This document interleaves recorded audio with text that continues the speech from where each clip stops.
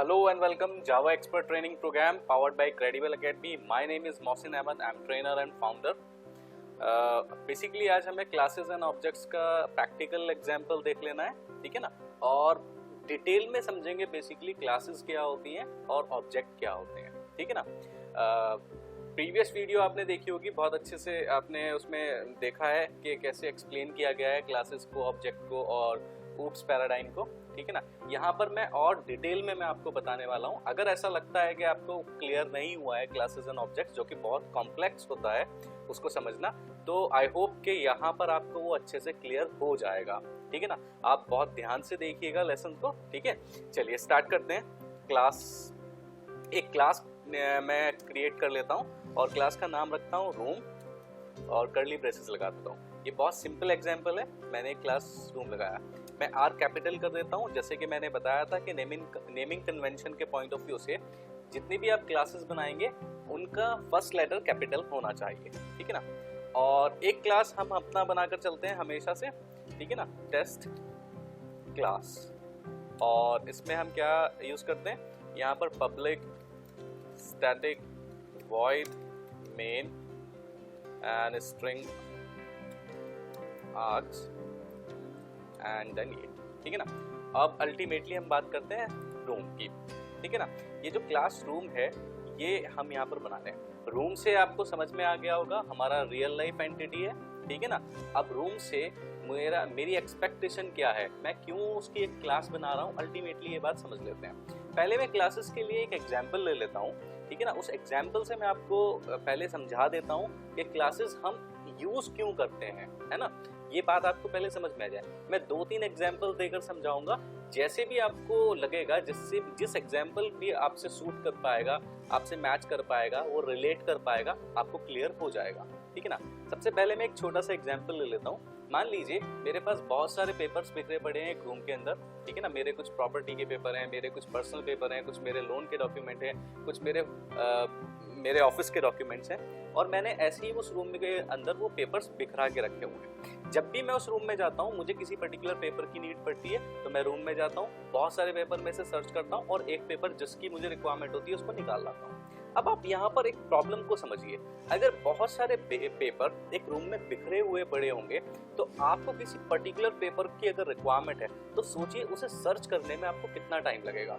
बहुत टाइम लगने वाला है, ठीक है ना। तो आप क्या करेंगे, आप उसको कैटेगराइज कर देंगे। कैटेगराइज करने के लिए आप अलग अलग पहले उनको फॉर्म्स को रखेंगे, उनको एक फाइल में लगाएंगे, और एक तरह की फाइल, एक कैटेगरी की फाइल एक रैक में रखेंगे, दूसरी कैटेगरी की फाइल दूसरे रैक में रखेंगे, तीसरी कैटेगरी की फाइल थर्ड रैक में रखेंगे। इससे फायदा क्या होगा, आपने हर एक पेपर को फाइल में रखा है और फाइल को रैक में रख दिया है, ठीक है ना। अब मान लीजिए एक रैक के अंदर आपकी सिर्फ पर्सनल फाइल्स पड़ी हैं, दूसरी रैक के अंदर आपकी प्रॉपर्टी की फाइल्स पड़ी हैं, तीसरे रैक के अंदर आपकी सिर्फ और सिर्फ जो है वो जॉब के या बिजनेस के कुछ डॉक्यूमेंटेशन पड़े हैं, पेपर्स पड़े हैं, ठीक है, वहां पर फाइल पड़ी है। अब जिसकी भी आपको रिक्वायरमेंट होगी, मान लीजिए आपको पर्सनल पेपर की रिक्वायरमेंट है अपने से कुछ रेलेवेंट, तो आप अपने वाली रैक में जाएंगे जहां पर आपने पहले ही उसको कैटेगराइज करके रखा हुआ है। ठीक वैसे ही अगर हम समझें, हम क्लासेस एंड ऑब्जेक्ट्स जो बना रहे हैं उससे फायदा क्या होगा। पहले एग्जाम्पल में तो ये बात क्लियर कर देता हूँ कि मान लीजिए मैं बहुत सारा कोड लिखता हूँ, वेरिएबल बनाता हूँ, मेथड्स लिखता हूँ, तो बहुत सारे मेथड एक ही पर्टिकुलर प्रोग्राम से रेलेवेंट हो सकते हैं। फॉर एग्जाम्पल, मैं यहाँ पर मैंने जैसे रूम की एक क्लास बनाई है, तो रूम से रेलेवेंट मुझे बहुत सारे मेरे जो रूम से रेलेवेंट मेथड होंगे वो मैं इस रूम के अंदर कैटेगराइज कर दूंगा। फिर ऐसा हो सकता है कि मैं एक और क्लास बनाऊं, ठीक है ना। इस क्लास के अंदर मैं एम्प्लॉय बना देता हूं। अब एम्प्लॉय से रेलेवेंट जो मेथड होंगे वो मैं इसके अंदर डाल दूंगा, ठीक है ना। तो ऐसे मैं क्या कर सकता हूँ, मैं कैटेगराइज कर सकता हूँ, ठीक है ना। इसलिए मैं क्लास बनाता हूँ। सोचिए जैसे आपकी प्रॉब्लम सॉल्व हो जाएगी पेपर को कैटेगराइज करने में, ठीक वैसे ही कोड्स को कैटेगराइज करने में भी आपकी प्रॉब्लम सॉल्व हो जाएगी। एक एग्जाम्पल तो हो गया है ये। दूसरे एग्जाम्पल के साथ बात करते हैं। अल्टीमेटली यहाँ पर सिर्फ कैटेगराइज करने का ही काम नहीं है ऑब्जेक्ट ओरिएंटेड प्रोग्रामिंग के अंदर, यहाँ पर मोर देन दैट आप उसका यूज कर सकते हैं, ठीक है ना। जैसे एक क्लास का बहुत अच्छा यूज मैं आपको ये बता देता हूँ कि जब भी आप कोई क्लास बनाते हैं, ठीक है, जब तक उस क्लास का आप ऑब्जेक्ट या मैं ये कहूँ कि उसका इंस्टेंस क्रिएट नहीं करेंगे, तब तक वो क्लास कुछ भी नहीं है। बहुत सिंपल वर्ड्स में आप बात समझ लीजिए, जैसे ही एक क्लास का ऑब्जेक्ट बनता है तो उसको मेमोरी तभी इन्वोक होती है, अदरवाइज उसको मेमोरी मिलती ही नहीं है। अब ये मेमोरी के पॉइंट ऑफ व्यू से बहुत इंपॉर्टेंट है, या मैं ये कहूँ कि सबसे इंपॉर्टेंट बात सिर्फ यही है, ठीक है ना। Beauty of object oriented programming भी यही कहेंगे हम। क्यों? क्योंकि मान लीजिए आपने अपने प्रोग्राम के अंदर 100 मेथड्स बनाए हैं, उस प्रोग्राम को आपने रन कर दिया तो सारे के सारे मेथड को उसी टाइम पर मेमोरी मिल जाएगी। बहुत सी बार क्या होगा, किसी मेथड की हमें रिक्वायरमेंट है और किसी पर्टिकुलर मेथड की रिक्वायरमेंट नहीं है, लेकिन जिस मेथड की रिक्वायरमेंट नहीं भी है उस पर्टिकुलर रन प्रोसेस में, जब प्रोग्राम रन हो रहा है तो उसको भी मेमोरी मिली हुई है। अब जब मेमोरी मिल गई है उसको, वो तो हमारे लिए वेस्ट हो गया है, तो हम क्या करेंगे, हम क्लासेस के अंदर मेथड्स को डिक्लेयर करके रखेंगे या अपनी फंक्शनैलिटी को डिक्लेयर करके रखेंगे। उससे फायदा क्या होगा, जिस तरह की भी फंक्शनैलिटी आपको रिक्वायर्ड है आप उस क्लास का ऑब्जेक्ट बनाएंगे, और बाकी की जितनी क्लासेस हैं उनको अभी क्या हुआ है, उनको अभी उनका ऑब्जेक्ट नहीं बना है, तो अननेसेसरी उनको मेमोरी नहीं मिलेगी, ठीक है ना। मान लीजिए आपकी 10 क्लासेस हैं, ठीक है ना, एक प्रोग्राम बनाया और उसके अंदर आपकी 10 क्लासेस हैं, 10 क्लासेस के अंदर डिफरेंट मेथड्स हैं, फंक्शनैलिटीज हैं, ठीक है। अभी आपका प्रोग्राम रन होता है और प्रोग्राम रन होने पर आपका प्रोग्राम इस फ्लो में आपने बनाया है कि आपका कोई यूजर उस प्रोग्राम को रन करता है और रन करने के बाद वो आपकी 2 या 3 क्लासेस में ही जाता है सिर्फ, या वो वही यूज करता है। आप जैसे भी आपने उसको फ्लो दिया है, मैं आपको करके दिखाऊंगा ये सब चीजें, तो मान लीजिए 2 और 3 क्लासेस को ही सिर्फ ऑब्जेक्ट मिलेगा, ठीक है ना, उनको ही मेमोरी मिलेगी, उन्हीं ऑब्जेक्ट को एक्सेस करा जाएगा।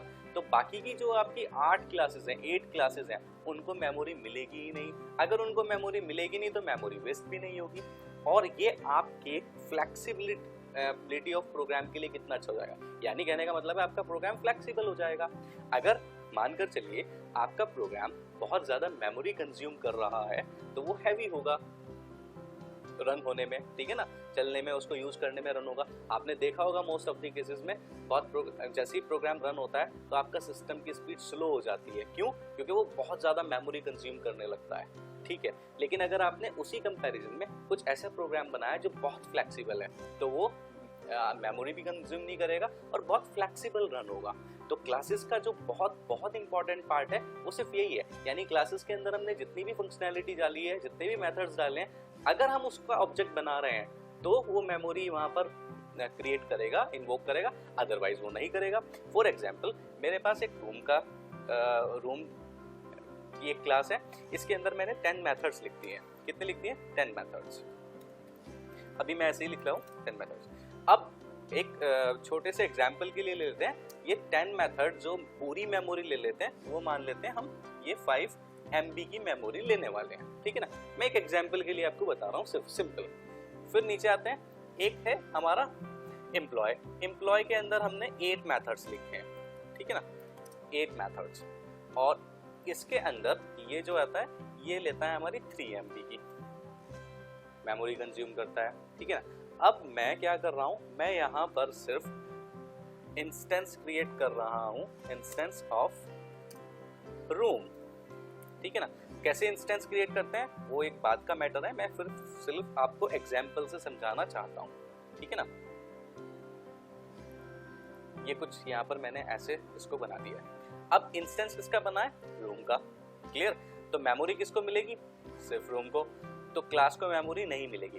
टोटल ये प्रोग्राम आपकी कितनी मेमोरी ले रहा है? 8 MB ले रहा है, बट हमने सिर्फ रूम यूज किया है। तो अगर हमने सिर्फ रूम यूज किया है तो कितनी होगी?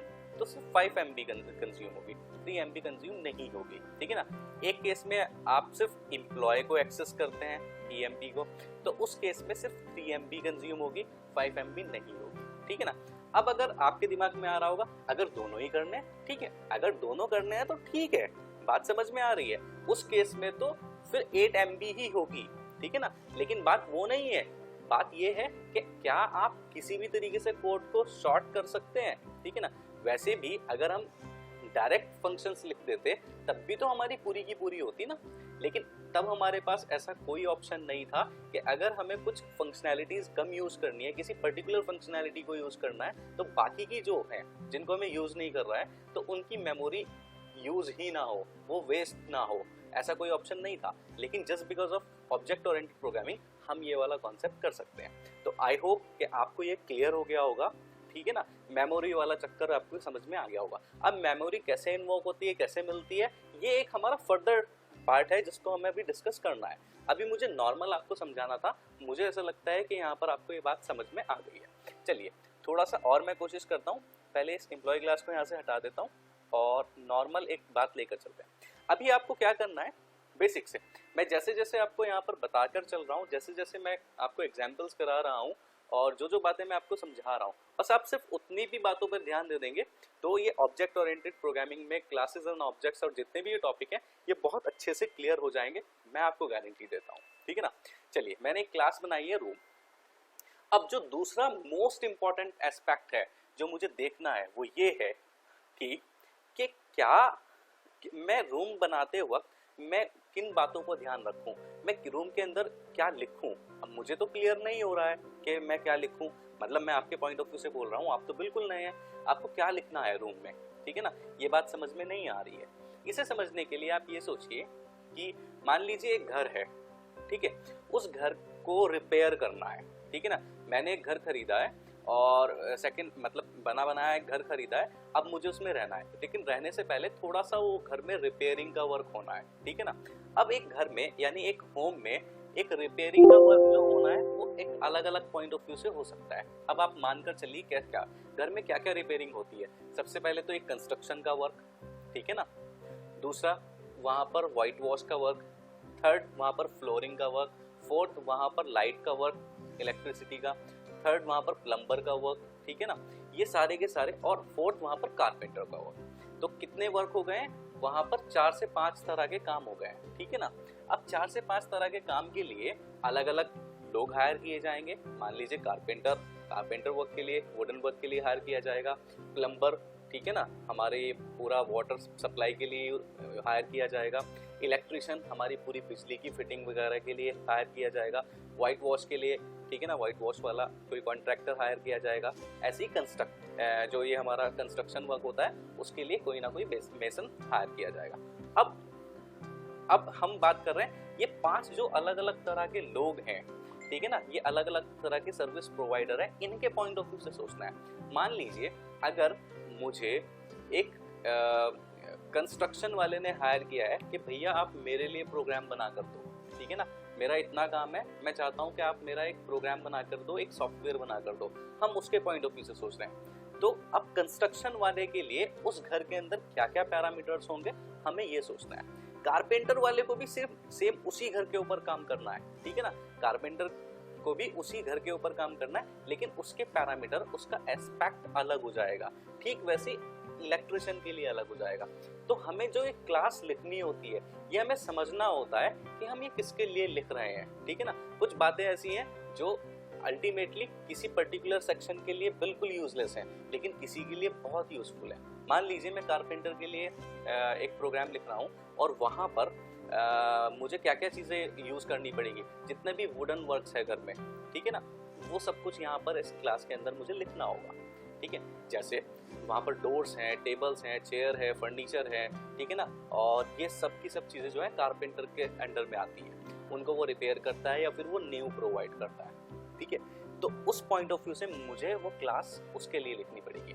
अब अगर मान लीजिए कारपेंटर के सामने एक फ्लोर टूटा हुआ पड़ा है, तो कारपेंटर का कोई कंसर्न ही नहीं है फ्लोर का, ना व्हाइट वॉश का है ना बिजली का है, ये उनके लिए जिनका वो रेलेवेंट वर्क है। इसी तरह हम ये क्लास भी जब लिखते हैं ना, हम उस पॉइंट ऑफ व्यू से लिखते हैं कि हम ये काम किसके लिए करना चाह रहे हैं, किस पॉइंट ऑफ व्यू से हम बेसिकली क्लास को डिक्लेयर करें, ठीक है ना। चलिए थोड़ा सा और मैंने डीप आपको जाकर ये सब बातें बता दी हैं। अभी के लिए सिर्फ इतना था कि नॉर्मल एक क्लास बनानी है, मुझे पता होना चाहिए क्लास के अंदर क्या क्या मुझे चीजें रखनी है। अगर मैं रूम रख रहा हूँ तो एक जर्नल केस में मैं कर देता हूँ यहाँ पर पब्लिक इंट, रूम के अंदर क्या होती है, लेंथ, LENGTH लेंथ, ठीक है ना, और ब्रेथ और हाइट, ठीक है। सिंपल मैंने ये 3 वेरिएबल यहाँ पर डिक्लेयर कर दिए हैं। रूम की एक लेंथ होती है, एक ब्रेथ होती है, एक हाइट होती है, ठीक है। चलिए ये तो हो गया है मेरी यहाँ पर प्रॉपर्टीज की बात हो रही है। अब मैं इसमें एक मेथड लगा देता हूँ, ठीक है ना। मेथड में क्या होता है, सबसे पहले मैं एक मेथड लगाता हूँ पब्लिक वॉइड सेट प्रॉपर्टीज। उसकी प्रॉपर्टीज को सेट करना है, यानी उनको इनिशियलाइज करने का मुझे काम करना है। तो मैं एक मेथड में ये काम कर लेता हूँ। लेंथ के अंदर मैं लिख देता हूँ 12 फीट, ब्रेथ के अंदर लिख देता हूँ 10 फीट, और हाइट में मैं लिख देता हूँ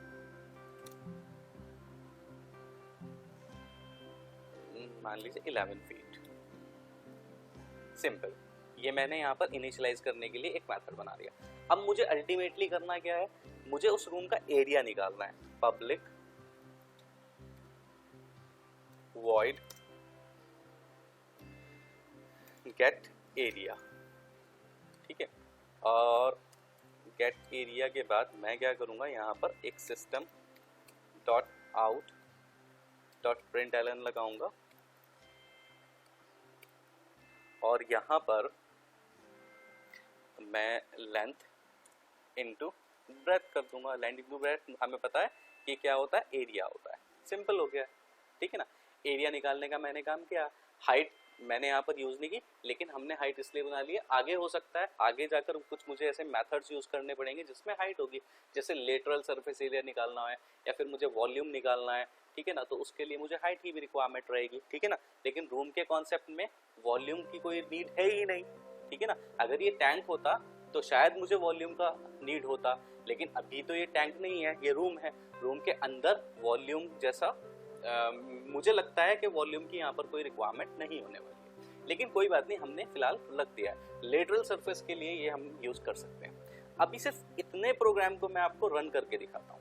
अब बात आती है, यहाँ तक तो था सिर्फ क्लास डिक्लेरेशन, अब क्लास डिक्लेयर हो गई है, ठीक है ना। रूम के नेम से क्लास डिक्लेयर हो गई है। इस क्लास का मुझे इंस्टेंस कैसे क्रिएट करना है, ठीक है ना।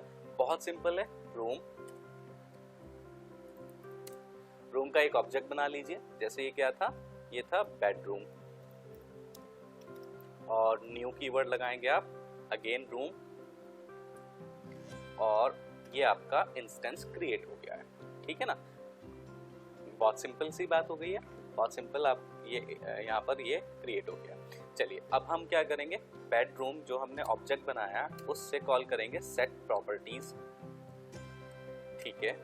और फिर उसके बाद ऑब्जेक्ट से हम कॉल करेंगे gate area, okay, then save. ये हमारा यहाँ पर एक प्रोग्राम अल्टीमेटली बन गया है, ठीक है। चलिए इसको एक काम करते हैं, टेस्ट क्लास के नाम से डॉट इसको सेव कर देते हैं। हम कहाँ पर इसको सेव करेंगे, ठीक है ना, जावा एक्सपर्ट ट्रेनिंग में। आप देख लीजिए कहाँ पर सेव करते हैं। तो मैं टेस्ट क्लास डॉट जावा के नाम से, टेस्ट क्लास ऑलरेडी मैंने बनाया हुआ है, ठीक है ना। टेस्ट क्लास, ऊप्स, मैं इसको कर दे रहा हूँ डॉट जावा। और आपको याद है कि जिस नाम से आपकी फाइल होनी चाहिए उसी नाम से क्लास भी होनी चाहिए, तभी वो वर्क करती है, ठीक है। मैं काम करता हूँ यहाँ पर ये क्लास नेम चेंज कर देता हूँ, ऊप्स, इसको यहाँ पर डाल देते हैं, ठीक है ना। सेम हो गई। अब इसको रन करते हैं। यहाँ पर जावा, अगर कोई एरर है तो मुझे दिख जाएगी, कोई एरर नहीं है।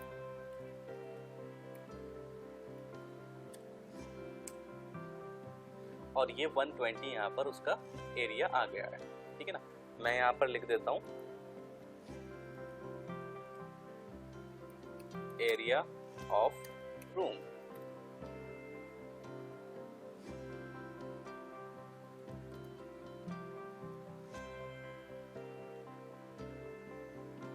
वापस इसको एक बार मैं कंपाइल कर लेता हूँ।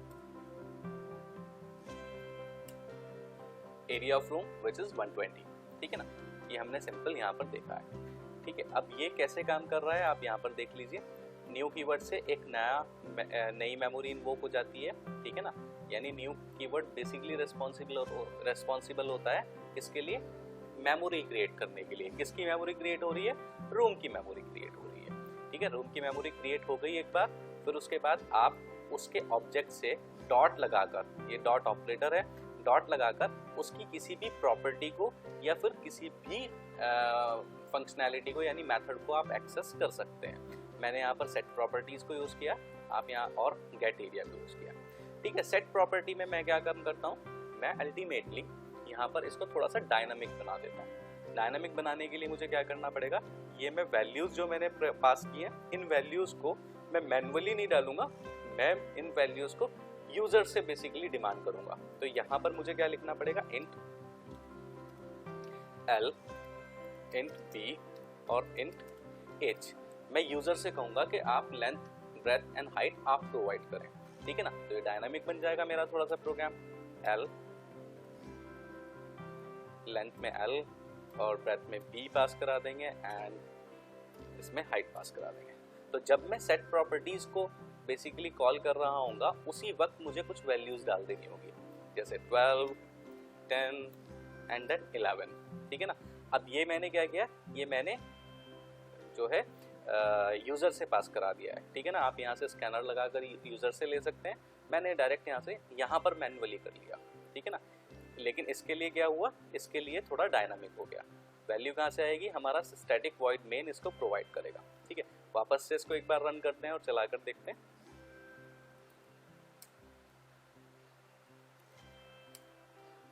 परफेक्ट। ठीक है ना, ये हमारा क्या हो गया, ये एक बेडरूम हमारा तैयार हो गया। अब मैं क्या कर रहा हूँ, यहाँ पर एक और ऑब्जेक्ट बना लेता हूँ, रूम। अब आपको मैं जो दिखा रहा हूँ वो ऑब्जेक्ट की ब्यूटी अल्टीमेटली मैं आपको बता रहा हूँ। एक ऑब्जेक्ट तो बन गया मेरा बेडरूम के लिए। ठीक है ना, अब मैं एक और रूम बना रहा हूँ व्हिच इज किचन। ठीक है ना, किचन के लिए न्यू। अब किचन को जो है वो एक नई मेमोरी मिलेगी। ठीक है ना, किचन भी अल्टीमेटली रूम ही होता है ना भाई, उसमें भी उसकी भी 4 वॉल्स हैं। ठीक है ना, लेंथ भी होगी, ब्रेथ भी होगी और हाइट भी होगी। उस पॉइंट ऑफ व्यू से देखा जाए तो वो भी एक रूम है। ठीक है ना, अब किचन से मैं डॉट लगाकर सेट प्रॉपर्टीज कॉल करता हूँ। ठीक है ना, अब किचन कितना है हमारा, मान लीजिए ऐसे 6 फीट है लेंथ उसकी, ब्रेथ कितनी है 4 फीट है। ठीक है ना, एंड हाइट कितनी है, हाइट इसकी जो है वो 8 फीट है। ठीक है ना, चलिए तो अब किचन का एरिया कितना हो जाएगा, किचन का एरिया हो जाएगा, गेट एरिया यहाँ पर लगाते हैं, ये आपको बताएगा गेट एरिया कितना हो जाएगा। आपको कुछ एक बार ही आपने क्लासेस बनाई है, एक बार क्लास बनाई है और उसके अंदर एक ही बार सब कुछ लिखा है। यहाँ पर आप मल्टीपल ऑब्जेक्ट्स बना सकते हैं। ठीक है ना, किचन के लिए अलग आपने ऑब्जेक्ट बनाया। ठीक है, वापस इसको रन करते हैं और अब ये जो लिखा है area of room, basically answer यहाँ पर एरिया ऑफ रूम ही आएगा। ठीक है, इसे भी हम देख लेंगे कैसे हम चेंज कर सकते हैं।